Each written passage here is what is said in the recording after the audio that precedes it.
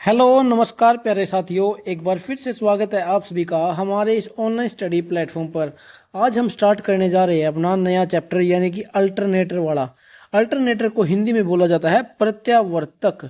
इसको हम AC generator भी कह सकते हैं। क्या कह सकते हैं? एसी जनरेटर, एसी जनित्र भी हम इसे कह सकते हैं। वैसे इसका नाम होता है अल्टरनेटर, हिंदी में इसे बोला जाता है प्रत्यावर्तक। अभी तक हमने पढ़ा था डीसी जनरेटर। डीसी जनरेटर क्या होता है? जिसके हम आउटपुट से ही डीसी करंट लेते हैं, वो डीसी जनरेटर हो गया। अब एसी जनरेटर क्या होता है? जिसके आउटपुट से हम एसी करंट लेते हैं, यानी कि जो अल्टरनेटर होता है ये एसी ईएमएफ उत्पन्न करता है, यानी कि प्रत्यावर्ती प्रकार का विद्युत वाहक बल जो उत्पन्न करता है उसी को हम प्रत्यावर्तक कहते हैं। समझ आ गया अल्टरनेटर क्या होता है? आज हम जो है अपना अल्टरनेटर वाला चैप्टर स्टार्ट करने जा रहे हैं। अल्टरनेटर वाले चैप्टर में हम क्या पढ़ते हैं कि जो अल्टरनेटर का कार्य सिद्धांत क्या होता है, इसकी संरचना के बारे में पढ़ते हैं, कोयल पिच के बारे में पढ़ते हैं, डिस्ट्रीब्यूशन फैक्टर के बारे में पढ़ते हैं। उन सभी के बारे में जो हम इस चैप्टर में अच्छी तरीके से पढ़ेंगे, विस्तार से पढ़ेंगे। इससे पहले हमने डीसी मोटर वाला चैप्टर कल अपना कंप्लीट कर लिया है। अगर आपने अभी तक डीसी मोटर वाली क्लासेस नहीं देखी है तो आप डीसी मोटर वाली क्लासेस भी देख लीजिए, क्योंकि हरियाणा के जो एग्जाम होता है उसके पॉइंट ऑफ व्यू से वो चैप्टर बहुत ही ज़्यादा इंपॉर्टेंट है। अगर वहाँ से 4 या 5 सवाल भी आ जाते हैं तो वो बहुत होते हैं एसी डीसी मशीन की तरफ से, ठीक है। और अल्टरनेटर तो बहुत ही ज़्यादा इंपॉर्टेंट चैप्टर होता है, इसको तो पढ़ना बहुत ही ज़्यादा जरूरी है। जितना भी आप पढ़ो अच्छे तरीके से पढ़ना, क्योंकि इंपॉर्टेंट चैप्टर रहने वाला है।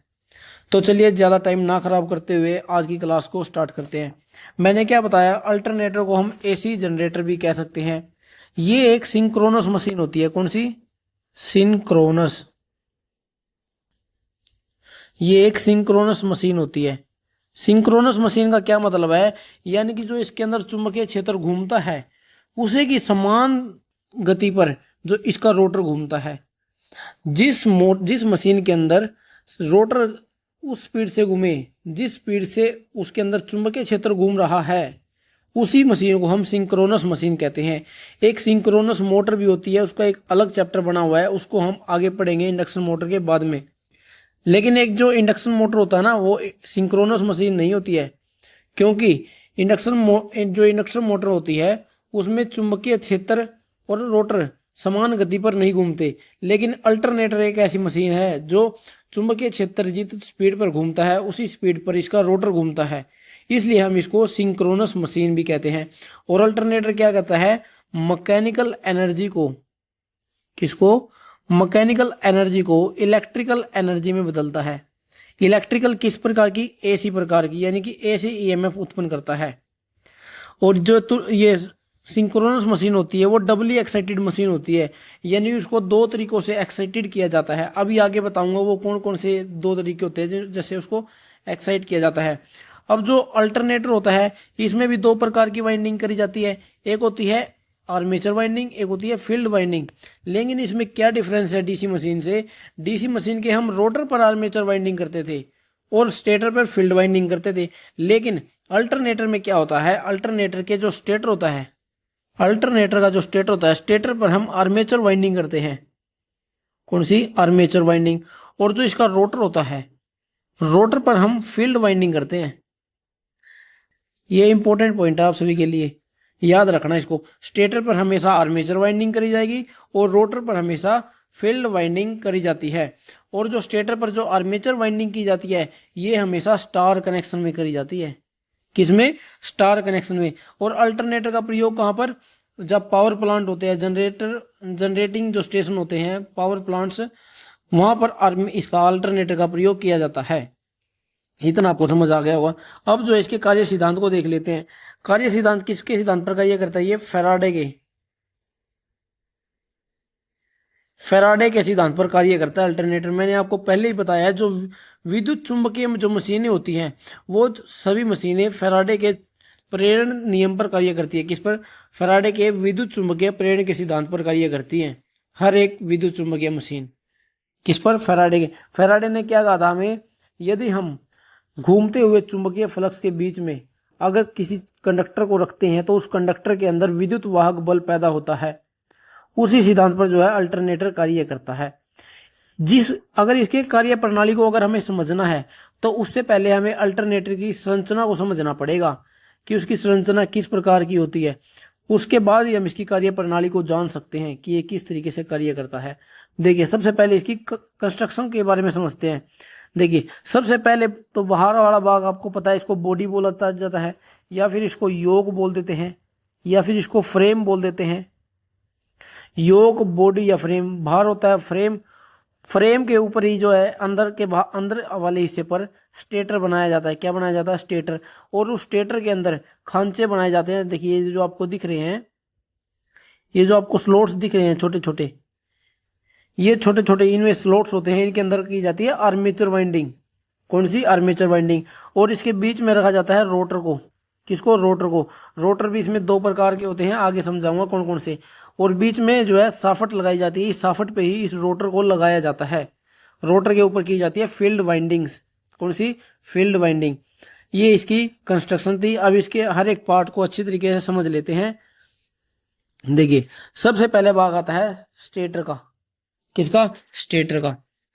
सबसे पहले वैसे तो इसका योग होता है, जो ये योग होता है, योग इसका ढलवे लोहे का बनाया जाता है, यानी कि कास्ट आयरन का। छोटी मशीनों में कास्ट आयरन का बना देते हैं और बड़ी मशीनों में कास्ट स्टील का बना देते हैं। ठीक है। अब जो इसका पहला पार्ट है वो होता है स्टेटर। स्टेटर पर कौन सी वाइंडिंग मैंने बताई आपको? आर्मेचर वाइंडिंग की जाती है। स्टेटर पर हमेशा आर्मेचर वाइंडिंग करी जाती है। और जो ये आर्मेचर वाइंडिंग होती है, ये हमेशा स्टार कनेक्शन में की जाती है। किसमें? स्टार कनेक्शन में। स्टार कनेक्शन आप सभी को अच्छे तरीके से पता है कौन सा होता है। यानी कि इसके अंदर आर्मेचर वाइंडिंग जो होती है वो 3 फेज वाइंडिंग की जाती है अल्टरनेटर के अंदर। कौन सी? 3 फेज वाइंडिंग की जाती है। जो स्टेटर होता है, स्टेटर के आंतरिक भाग पर खांचे बनाए जाते हैं जिसके अंदर आर्मेचर वाइंडिंग को रखा जाता है। ठीक है। और जो ये स्टेटर होता है, स्टेटर में एडी करंट को कम करने के लिए लैमिनेटेड पत्तियों का इस्तेमाल किया जाता है। लैमिनेटेड पत्तियों का इस्तेमाल किया जाता है जिनके ऊपर वार्निश करी जाती है। और इन्हें सिलिकॉन स्टील का क्यों बनाया जाता है? सिलिकॉन स्टील का, to reduce the hysteresis loss. To reduce the hysteresis loss, इन्हें सिलिकॉन स्टील का बनाया जाता है। और लैमिनेटेड क्यों किया जाता है? एडी करंट लॉस को कम करने के लिए। ठीक है। और जो इसके अंदर ये जो खांचे बनाए गए हैं, स्लॉट्स बनाए गए हैं, ये 3 प्रकार के होते हैं। कौन से? देखिए, एक होता है ओपन टाइप वाले, यानी कि खुले खांचे। खुले खांचे किस तरीके से? ऐसे बनाए जाते हैं। इनके अंदर वाइंडिंग को रखना बहुत ही आसान होता है, यानी कि शीघ्रता से और सुगमता से इनके अंदर वाइंडिंग को रखा जा सकता है। एक होता है सेमी क्लोज्ड। सेमी क्लोज्ड किस तरीके से होते हैं? देखिए, इस तरीके से।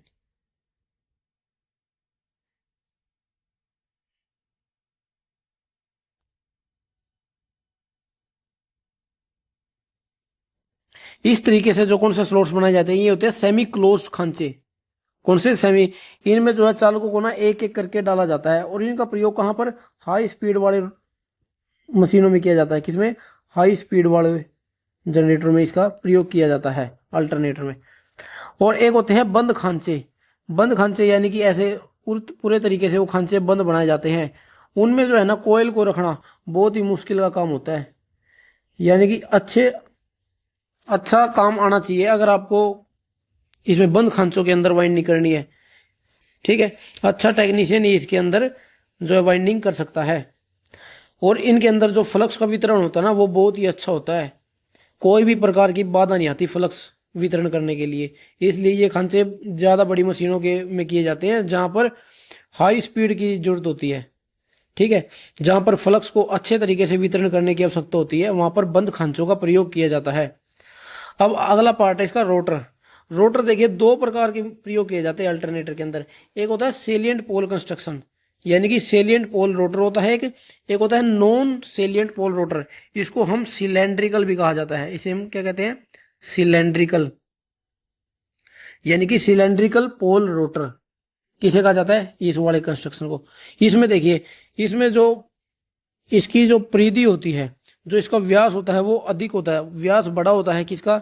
सेलिएंट पोल रोटर का। और इसका व्यास कम होता है और लंबाई इसकी ज्यादा होती है। ये किस चीज के बनाए जाते हैं? कास्ट स्टील के, कास्ट स्टील या फिर कास्ट आयरन के बनाए जाते हैं। कौन से? Salient pole rotor. वैसे तो इन्हें भी जो है सिलिकॉन स्टील का ही बनाया जाता है ज्यादातर तो, क्योंकि to reduce the eddy current loss and hysteresis loss, hysteresis loss और एडी करंट लॉस को कम करने के लिए इनका प्रयोग किया जाता है। और इनके ऊपर कौन सी वाइंडिंग की जाती है? देखिए जो यहाँ पर वाइंडिंग की गई है, ये वाइंडिंग होती है फील्ड वाइंडिंग, ये लिखा भी हुआ है यहाँ पर, फील्ड वाइंडिंग इनके ऊपर की जाती है। ठीक है। अब जो है ये जो ये फील्ड वाइंडिंग होती है ना, फील्ड वाइंडिंग को उत्तेजित करने के लिए, यानी इसके अंदर करंट देने के लिए हम किसका प्रयोग करते हैं? डीसी शंट जनरेटर या फिर डीसी कंपाउंड जनरेटर। किसका? डीसी शंट जनरेटर का या फिर डीसी कंपाउंड जनरेटर का प्रयोग करते हैं इस फील्ड वाइंडिंग को एक्साइटेड करने के लिए। ठीक है। अब देखिए इसको अच्छे तरीके से समझते हैं सेलिएंट पोल को। सेलिएंट पोल जो है कास्ट स्टील या कास्ट आयरन के बनाए जाते हैं। इसके जो रोटर के जो पोल होते हैं ना, उभरे हुए बनाए जाते हैं। कैसे? उभरे हुए बनाए जाते हैं इसके जो पोल होते हैं। और इसमें पोल की जो संख्या है ना, वो 6 से 40 होती है। कितनी? 6 से 40 होती है। और इनका प्रयोग वहां किया जाता है जहां पर कम गति की आवश्यकता होती है, यानी जो इनकी घूर्णन गति होती है ना, जहां पर कम गति होती है, यानी कि 375 से 1000 आरपीएम तक, बस 1000 आरपीएम तक, यानी कि जहां पर कम गति की आवश्यकता होती है वहां पर सेलिएंट पोल रोटर का प्रयोग किया जाता है। जैसे हाइड्रो हो गया, हाइड्रो पावर प्लांट के अंदर, जो हाइड्रो पावर प्लांट के अंदर जो अल्टरनेटर यूज किया जाएगा, उस अल्टरनेटर के अंदर सेलिएंट पोल रोटर का प्रयोग किया जाता है, क्योंकि वहां पर गति कम होती है। हाइड्रो पावर प्लांट यानी कि जहां पर जल के द्वारा विद्युत उत्पन्न की जाती है। और जो सेलिएंट पोल रोटर होते हैं इनका व्यास तो अधिक होता है। इंपॉर्टेंट पॉइंट यही है, इसके अंदर जो व्यास है वो अधिक होगा और जो लंबाई होगी वो कम होगी। लंबाई कम, व्यास अधिक होता है इन पोल के, इन रोटर के अंदर। और जो ये रोटर है जब ये घूमते हैं ना, ये शोर अधिक करते हैं। क्या? शोर ज्यादा करते हैं सेलिएंट पोल वाले रोटर जो है गति करते समय। अब है जो cylindrical pole rotor, cylindrical pole rotor जो है कास्ट स्टील के बनाए जाते हैं। इनके जो अंदर पोलों की संख्या होती है वो 2 से 4 होती है, बस। कितनी? 2 से 4, कम ही पोल बनाए जाते हैं इसके अंदर, क्योंकि इनका प्रयोग जो है उच्च गति के अल्टरनेटरों में किया जाता है। कहां पर? जहां पर हमें उच्च गति की आवश्यकता होती है, जैसे 1500 से 3000 आरपीएम तक, 1500 से 3000 आरपीएम तक जहां हमें गति की आवश्यकता होती है, वहां पर हम सिलेंड्रिकल पोल वाले रोटर का प्रयोग करते हैं। इनके जो व्यास होता है, व्यास तो कम होता है इनका, और जो लंबाई होती है, लंबाई अधिक होती है। व्यास कम, लंबाई अधिक। और जो ये जब चलते हैं, गति करते हैं, तो ये शोर कम करते हैं। क्या करते हैं? शोर कम करते हैं। इतना आपको समझ आ गया होगा। अब आगे चलते हैं एक्साइटर की तरफ। एक्साइटर क्या होता है? एक्साइटर होता है जब किसी अल्टरनेटर को चलाने के लिए उस पर कुछ बाहर से जो करंट दिया जाता है, ये किसके द्वारा दिया जाता है? डीसी शंट या कंपाउंड, डीसी शंट या डीसी कंपाउंड जनरेटर के द्वारा जो है एक्साइटेड की जाती है। कौन? Field windings, field winding. Field winding को करंट देने के लिए हम डीसी शंट या कंपाउंड जनरेटर का प्रयोग करते हैं। और ये कहां पर दी जाती है? देखिए यहां पर बीच में स्लिप रिंग लगी हुई है, साफट के ऊपर कौन क्या लगी हुई है? स्लिप रिंग, स्लिप रिंग लगी हुई है। अब उन स्लिप रिंग के द्वारा हम उस फील्ड वाइंडिंग को डीसी करंट प्रदान करते हैं। अब जो ये स्लिप रिंग होती है, स्लिप रिंग की हेल्प से वो एसी में बदल जाती हैं और फील्ड वाइंडिंग को एसी करंट मिलता है। ठीक है। एक्साइटेड करने के लिए फील्ड वाइंडिंग पर क्या करते हैं? डीसी शंट या डीसी कंपाउंड जनरेटर का प्रयोग करते हैं। जो ये डीसी कंपाउंड या फिर शंट जनरेटर होता है, ये 250 वोल्ट का ईएमएफ देते हैं, यानी कि 250 वोल्ट अंदर प्रदान करते हैं फील्ड वाइंडिंग को। क्या करते हैं? फील्ड वाइंडिंग को 250 वोल्ट प्रदान करते हैं। चुंबकीय क्षेत्र बनाने के लिए हम डीसी कंपाउंड या शंट जनरेटर का प्रयोग करते हैं। किसको? चुंबकीय, यानी कि मैग्नेटिक फील्ड पैदा करने के लिए, मैग्नेटिक फील्ड। अब आगे चलते हैं स्लिप रिंग। स्लिप रिंग क्या होती है? देखिए मैंने आपको बताया था, ये फास्फर ब्रोंज की बनाई जाती है। किसकी? Phosphor bronze. Bronze, phosphor bronze का क्यों बनाया जाता है? क्योंकि जो इसका ताप गुणांक है वो बहुत कम होता है। क्या होता है? ताप गुणांक कम होता है। देखिए इसमें क्या होता है, स्लिप रिंग पहले जो है करंट यहां से कार्बन को दिया जाता है। किसको? कार्बन, जो ब्रूस होते हैं कार्बन ब्रूस लगाए जाते हैं। कार्बन ब्रूस से स्लिप रिंग में जो है करंट को ले जाया जाता है। अब अगर ये जो स्लिप रिंग है ये घूमती रहती है, क्या है, स्लिप रिंग जो है घूमती है। अभी इनके ऊपर क्या रगड़ खाता है? कार्बन। अब जिसकी वजह से ये स्लिप रिंग जो है गर्म हो जाती है। अगर गर्म होगी तो इनका क्या है, प्रतिरोध बढ़ेगा। लेकिन जो स्लिप रिंग में फास्फोर ब्रोंज का प्रयोग इसीलिए ही किया जाता है क्योंकि इसका जो ताप गुणांक होता है, ताप गुणांक बहुत ही कम होता है, यानी कि गर्म होने पर भी इसकी चालकता कम नहीं होती है। ठीक है। और ये प्रयोग क्यों की जाती है? रोटर पर स्थापित फील्ड वाइंडिंग में डीसी सप्लाई देने के लिए। ठीक है, स्लिप रिंग का प्रयोग किया जाता है। और 2 स्लिप रिंग का प्रयोग किया जाएगा। कितने का? 2 स्लिप रिंग का, जिसके ऊपर ब्रूस घूमते रहते हैं। तो दोस्तों ये था इसका कंस्ट्रक्शन एक अल्टरनेटर का। अब अल्टरनेटर किस तरीके से कार्य करता है वो भी हम देख लेते हैं। Working of an alternator. देखिए पहले यहां पर स्लिप रिंग की हेल्प से ये जो फील्ड वाइंडिंग यहां पर की गई है, ये देखिए हर एक पोल के दोनों तरफ ये एक वाइंडिंग की गई है जिसे हम फील्ड वाइंडिंग कहते हैं। क्या कहते हैं? फील्ड वाइंडिंग कहते हैं।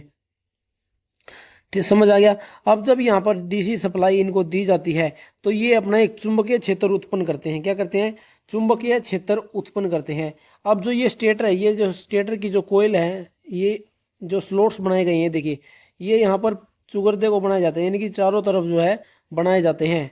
और इनके अंदर कौन सी वाइंडिंग की जाती है? इनके अंदर की जाती है आर्मेचर वाइंडिंग। कौन सी? Armature winding.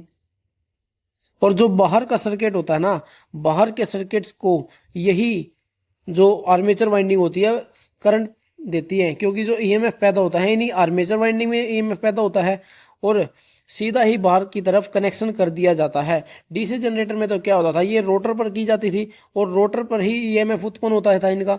अब वो स्लिप रिंग की हेल्प से बाहर की तरफ दी जाती, उसकी कम्यूटेटर की हेल्प से बाहर के सर्किट को सप्लाई प्रदान की जाती थी। लेकिन अल्टरनेटर में क्या होता है? अल्टरनेटर में स्टेटर के ऊपर आर्मेचर वाइंडिंग की जाती है जिनके अंदर ईएमएफ उत्पन्न होता है, जिनके अंदर ईएमएफ उत्पन्न होता है। और इन अल्टरनेटर जो स्टेटर होता है, स्टेटर पर 3 फेज वाइंडिंग की जाती है। कौन सी? 3 फेज वाइंडिंग की जाती है जो बाहर के सर्किट को सप्लाई प्रदान करती है। अब ये कार्य किस तरीके से करता है, किस तरीके से इनके अंदर ईएमएफ उत्पन्न होता है वो देखते हैं। देखिए जैसे ही हमने यहाँ बाहर से डीसी सप्लाई प्रदान करी फील्ड वाइंडिंग को, इन्होंने अपना एक चुंबकीय क्षेत्र बनाया। क्या? इन्होंने अपने अंदर एक चुंबकीय क्षेत्र बनाया। अब जो साफट होती है, साफट पर बाहर से एक प्राइम मूवर जोड़ा जाता है। क्या जोड़ा जाता है? Prime mover. प्राइम मूवर क्या होता है? इस साफट को घुमाता है। प्राइम मूवर के रूप में हम टरबाइन का प्रयोग करते हैं। किसका? टरबाइन का। टरबाइन जो होती है वो वाटर टरबाइन भी हो सकती है। कौन सी? वाटर टरबाइन, यानी कि जल टरबाइन भी हो सकती है, या फिर वो स्टीम टरबाइन भी हो सकती है। क्या? Steam turbine. अब जब टरबाइन घूमती है, टरबाइन के अंदर जो है, जो ये साफट होती है ना, साफट को कपल्ड किया जाता है टरबाइन के साथ। समझ आ रहा होगा आपको जो मैं समझा रहा हूं आपको। क्या कहा मैंने? जो इसकी साफट होती है, साफट के ऊपर साफट को कपल किया जाता है। साफट को कपल किया जाता है किसके साथ? टरबाइन के साथ। अब अगर टरबाइन घूमता है तो ये साफट भी घूमती है। साफट के ऊपर जो है रोटर को लगाया जाता है जिसकी हेल्प से रोटर भी घूमने लगता है। क्या? जिसकी हेल्प से रोटर भी घूमने लगता है। अब डीसी सप्लाई तो हमने पहले दे दी इसके अंदर। अब डीसी सप्लाई के अंदर यहाँ पर एक एक चुंबकीय क्षेत्र उत्पन्न हुआ। अब अगर रोटर घूम रहा है तो वो चुंबकीय क्षेत्र भी घूमने लग जाता है। क्या? जो मैग्नेटिक फील्ड होता है, मैग्नेटिक फील्ड भी यहाँ पर घूमने लग जाता है। तो जब तब वो मैग्नेटिक फील्ड इन आर्मेचर स्लॉट्स के अंदर जो वाइंडिंग की गई है, जो आर्मेचर वाइंडिंग की गई है, इन आर्मेचर वाइंडिंग को काटता है। क्या? जो फ्लक्स होता है, जो मैग्नेटिक क्षेत्र, चुंबकीय क्षेत्र होता है, वो आर्मेचर वाइंडिंग को काटता है, जिनके अंदर, जिसकी वजह से आर्मेचर वाइंडिंग के अंदर एक ईएमएफ उत्पन्न होता है। क्या होता है, एक ईएमएफ उत्पन्न होता है और उसी ईएमएफ को बाहर के सर्किट को प्रदान कर दिया जाता है। बिल्कुल सिंपल इसका कार्य सिद्धांत है। अगर आप अच्छे तरीके से इसको समझते हैं तो जल्दी आपको समझ आ जाएगा। देखिए मैंने क्या कहा, आपको एक बार फिर से बताने की कोशिश करता हूं। जो इसका ये साफट होती है, पहले तो हमने डीसी सप्लाई दे दी स्लिप रिंग की हेल्प से इसको, फील्ड वाइंडिंग को। फील्ड वाइंडिंग ने अपना एक चुंबकीय क्षेत्र उत्पन्न किया। अब जो इसकी साफट होती है, साफट के ऊपर साफट को कपल्ड कर दिया किसके साथ, टरबाइन के साथ। अब वो टरबाइन जो है, या तो वो वाटर टरबाइन हो सकती है, वो स्टीम टरबाइन हो सकती है, ठीक है। अब जब टरबाइन घूमती है तो जो साफट हमने कपल की है टरबाइन के साथ, तो वो टरबाइन उस साफट को भी घुमाता है। अब जब साफट घूमेगी तो उसका रोटर भी घूमेगा, अल्टरनेटर का रोटर भी घूमने लग जाता है, जिसकी वजह से जो चुंबकीय क्षेत्र होता है वो घूमने लग जाता है। क्या, जो चुंबकीय क्षेत्र होता है वो भी जो है घूमने लग जाता है, जिसकी वजह से वो आर्मेचर वाइंडिंग के जो कंडक्टर होते हैं उनको काटने लग जाता है। देखिए वो जो आर्मेचर वाइंडिंग होती है वो स्टार्टर पर चारों तरफ करी जाती है। अब इन कंडक्टर को क्या है, कट करने लग जाता है वो चुंबकीय क्षेत्र, जिसकी वजह से इन कंडक्टर के अंदर एक ईएमएफ उत्पन्न होता है। फैराडे के विद्युत चुंबकीय प्रेरण के सिद्धांत पर एक ईएमएफ बनता है यहाँ पर, ठीक है भाई। जो फैराडे है, फैराडे ने हमें क्या बताया था कि जब हम किसी घूमते हुए चुंबकीय क्षेत्र के बीच में कंडक्टर को रखा जाता है तो उस कंडक्टर के अंदर एक ईएमएफ उत्पन्न हो जाता है। अब जो वो ईएमएफ है वो बाहर के सर्किट को प्रदान किया जाता है, डायरेक्टली सीधे कनेक्शन किए जाते हैं, ना कोई स्लीपरिंग का प्रयोग किया जाता, किसी का प्रयोग नहीं किया जाता, वो सीधे ही कनेक्शन कर दिए जाते हैं। क्योंकि जो आर्मेचर वाइंडिंग होती है वो स्थिर वाइंडिंग होती है। अब कम्यूटेटर का प्रयोग क्यों किया जाता है उसके अंदर, डीसी जनरेटर के, क्योंकि जो आर्मेचर वाइंडिंग है वो घूमती रहती हैं। अब बाहर के सर्किट से सीधा कनेक्शन नहीं कर सकते, इसलिए उसके अंदर कम्यूटेटर का प्रयोग किया जाता है। लेकिन यहाँ पर जो है आर्मेचर वाइंडिंग घूमती तो है नहीं, इसलिए इनका सीधा ही बाहर की तरफ कनेक्शन कर दिया जाता है। अब इनके अंदर जो ईएमएफ उत्पन्न होता है, उस ईएमएफ के मान की बात करें तो वो कितना होता है। देखिए मैंने आपको पहले ही बताया था, इनके अंदर जो है डायनेमिक प्रकार का ईएमएफ प्रदान उत्पन्न होता है और उसका मान होता है ई बराबर B L V sine theta. क्या होता है उसका मान, उसका मान होता है B L V sine theta. B यहाँ पर चुंबकीय क्षेत्र को, एल यहाँ पर चालक की लंबाई को, वी यहाँ पर चुंबकीय क्षेत्र और आर्मेचर की जो वाइंडिंग है उनके बीच की गति को, और साइन थीटा यहाँ पर एंगल को दर्शा रहा है, चुंबकीय बल रेखा और चालक के मध्य कोण को दर्शा रहा है, ठीक है, साइन थीटा यहाँ पर। अब आगे समझते हैं हम प्रेरित विद्युत वाहक बल की आवृत्ति यानी कि फ्रीक्वेंसी के बारे में। फ्रीक्वेंसी, अब डीसी जनरेटर के अंदर तो हम फ्रीक्वेंसी के बारे में पढ़ते नहीं है। क्यों नहीं पढ़ते हैं, देखिए जो उसके अंदर आर्मेचर वाइंडिंग के अंदर जो ईएमएफ उत्पन्न होता है वो तो एसी प्रकार का होता है। क्या, वो तो एसी प्रकार का होता है, लेकिन जब हम आउटपुट में कम्यूटेटर की हेल्प से डीसी लेते हैं, कम्यूटेटर की हेल्प से हम आउटपुट में क्या लेते हैं, डीसी। अब डीसी की तो फ्रीक्वेंसी 0 होती है, तो उसके इसलिए हम डीसी जनरेटर की कंडीशन में फ्रीक्वेंसी के बारे में नहीं पढ़ते हैं। लेकिन हमें जब अल्टरनेटर के बारे में पढ़ रहे हैं जब हम, तब हमें फ्रीक्वेंसी के बारे में पढ़ना पड़ेगा, ठीक है। अब समझते हैं फ्रीक्वेंसी के बारे में। जो प्रेरित विद्युत वाहक बल की जो आवृत्ति है उसको किस तरीके से हम निकाल सकते हैं, उसका फॉर्मूला होता है एफ बराबर pole into speed upon 120। Very very very very important, बहुत ही ज्यादा इंपॉर्टेंट फॉर्मूला है। यहां से एक ना एक न्यूमेरिकल आने की बहुत ही ज्यादा संभावना, चाहे वो सेंटर के एग्जाम हो चाहे वो हरियाणा का एग्जाम हो, इस सवाल से जो है बहुत ही ज्यादा संभावना बनी रहती है। इस जो ये जो फॉर्मूला है, इस फॉर्मूले से बहुत ज्यादा संभावना बनी रहती है सवाल आने की, इसलिए इसको आपको याद रखना चाहिए, याद रखना पड़ेगा ही, ठीक है ना। देखिए इससे हम जरूरी नहीं है कि स्पीड को ही निकाल सकते हैं, क्या स्पीड को ही नहीं निकाल सकते इसके हेल्प से हम। देखिए यहां से अगर हमें पोल की संख्या को निकालना है, फ्रीक्वेंसी दे देगा सवाल में, स्पीड दे देगा, वो कहेगा पोलों की संख्या क्या होगी, उसका फॉर्मूला यहीं से बन जाएगा एफ बराबर 120/n। अगर अब वो हमें पूछ ले कि किसी अल्टरनेटर की स्पीड क्या होगी, वो किस तरीके से निकालेंगे, वो निकाल देंगे एफ गुणा 120, 120 बटा में P। इसी फॉर्मूले, अगर आपको ये एक फॉर्मूला याद है ना, इस फॉर्मूले से ही आप ये सभी दोनों फॉर्मूले बना सकते हो। और बहुत ही ज़्यादा इंपॉर्टेंट है ये, ऐसा मत समझना कि मैं ऐसे ही बोल रहा हूँ, बहुत ही ज़्यादा सच में इंपॉर्टेंट है। अब यहाँ से हमें क्या पता चला, अगर पोलों की संख्या ज़्यादा है ना तो स्पीड कम होती है। याद करो जब मैं आपको समझा रहा था, देखिए जब मैंने आपको रोटर के बारे में बताया, रोटर के बारे में मैंने आपको क्या बताया था, जो सेलिएंट पोल रोटर होता है उसकी रोटर, उसमें जो पोल है, पोलों की संख्या 6 से 40 होती है, यानी कि पोलों की संख्या ज़्यादा है। अगर पोल और स्पीड जो है एक दूसरे के अपोजिट होते हैं, अगर पोल की संख्या ज़्यादा है ना तो स्पीड अपने आप ही कम हो जाएगी। यहाँ से हम अंदाज़ा लगा सकते हैं कि जो सेलिएंट पोल का रोटर है ना उसकी स्पीड वाकई में कम है, क्योंकि उसके अंदर पोलों की संख्या ज़्यादा है। अब जो यहाँ पर सिलेंड्रिकल है, सिलेंड्रिकल में क्या है, 2 से 4 होते हैं, और फॉर्मूला क्या है, P बराबर 1/n। अब अगर पोलों की संख्या ही कम है तो स्पीड तो अपने आप ही ज़्यादा हो जाएगी।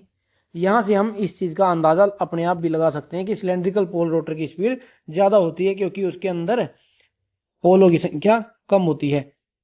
इसलिए यहाँ पर जो है ये इंपॉर्टेंट होता है। यहाँ पर देखिए एक न्यूमेरिकल आपको करा के दिखा देता हूँ, क्या पूछता है उसके अंदर। अब मान लीजिए एक डीसी जनरेटर, इसकी एसी जनरेटर दिया हुआ है, अल्टरनेटर दिया हुआ है, उसकी आवृत्ति इन्होंने दे दी 60 हर्ज। सवाल में क्या देगा, उसने हमें फ्रीक्वेंसी दे दी भाई 60 हर्ज है, और उसने हमें दे दिया स्पीड, स्पीड कितनी है, 600 आरपीएम है। किस स्पीड पर घूम रहा है अल्टरनेटर, 600 आरपीएम की स्पीड पर। उसने हमसे पूछ ली पोलों की संख्या, किसकी संख्या, पोल की संख्या। फॉर्मूला हमने एक ही याद करा है, बस ये वाला, F बराबर P इंटू एन बटा में 120। केवल हमें एक ही फॉर्मूला याद करना है। अब यहाँ पर जो है इनका मान रख दीजिए, देखिए 60 फ्रीक्वेंसी रख दी, पोल की संख्या हमें निकालनी है, एन स्पीड कितनी दी हुई है, 600 दी हुई है, नीचे रख दिया 120। अब देखिए 10 से 10 कट गया, 60 से ये 60 कट गया, तो ये 12 कहाँ यहाँ चला जाएगा, पोल की संख्या कितनी आ जाएगी, 12 आ जाएगी।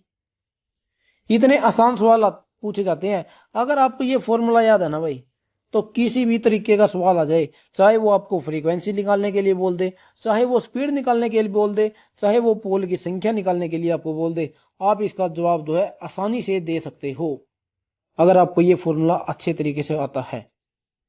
ठीक है। अब जो क्लासिफिकेशन है ना, जो अल्टरनेटर का जो क्लासिफिकेशन किया गया है, वो 4 प्रकार से किया गया है। क्लासिफिकेशन क्लासिफिकेशन जो है 4 तरीकों से किया गया है। सबसे पहला तो देखिए प्राइम मूवर के आधार पर। प्राइम मूवर क्या कार्य करता है, शाफ्ट के साथ कपल किया जाता है टरबाइन को, और जो प्राइम मूवर है ये टरबाइन ही होती है।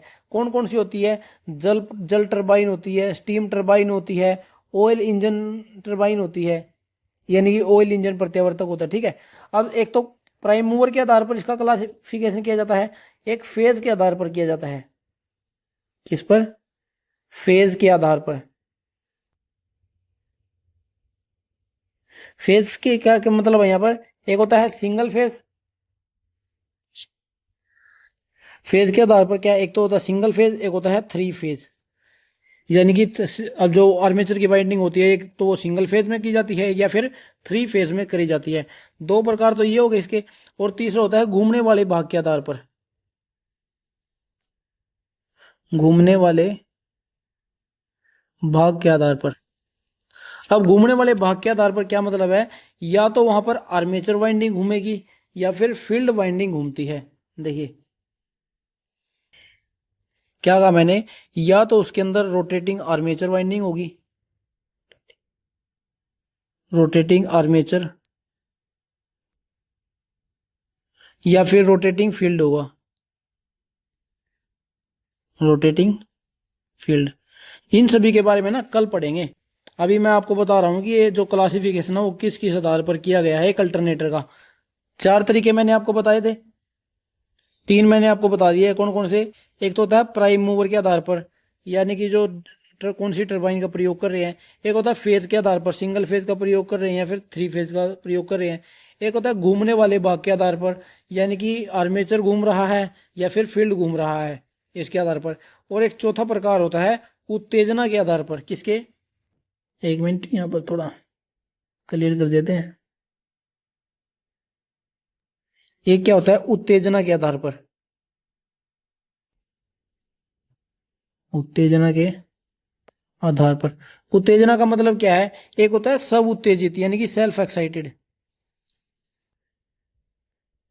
एक होता है सेल्फ एक्साइटेड, एक होता है सेपरेटली एक्साइटेड,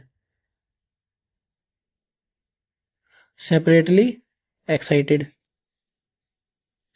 इन चार तरीकों से जो है एक अल्टरनेटर को बांटा गया है चार भागों में, प्राइम मूवर के आधार पर, फेज के आधार पर, घूमने वाले भाग के आधार पर और उत्तेजना के आधार पर। इन चारों के बारे में कल हम विस्तार से पढ़ेंगे। आज की क्लास में इतना ही करते हैं। और क्या पढ़ेंगे? कल पिच फैक्टर के बारे में पढ़ देंगे और जो डिस्ट्रीब्यूशन फैक्टर होता है उसके बारे में पढ़ लेंगे, जो इसकी ईएमएफ इक्वेशन होती है उसके बारे में भी पढ़ लेंगे। ठीक है, ज्यादा बड़ा चैप्टर नहीं है, बस 2 क्लासेस और लगेंगी इसको कंप्लीट करने के लिए।